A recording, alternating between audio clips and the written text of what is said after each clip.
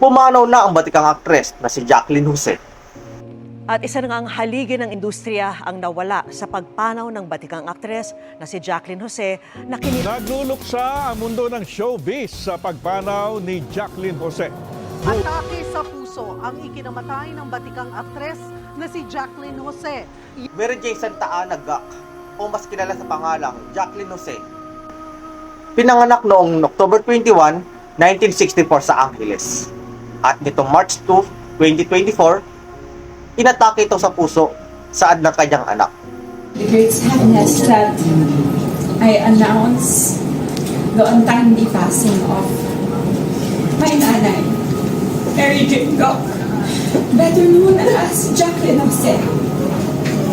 At the age of 60, on the morning of March 2nd, 2024, due to a myocardial infarction or a heart attack. Ano nga ba ang myocardial infarction o atake sa puso? Surgeon PH, pasok!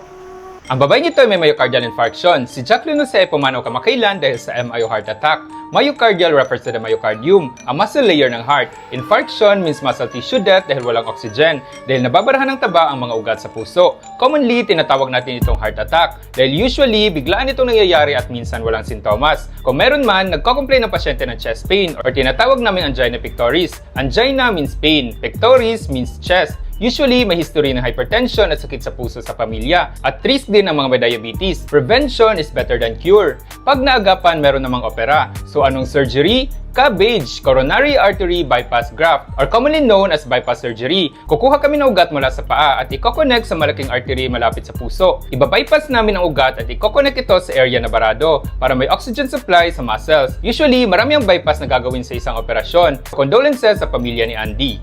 O diba? Surgery is amazing. Maraming salamat, Surgeon PH.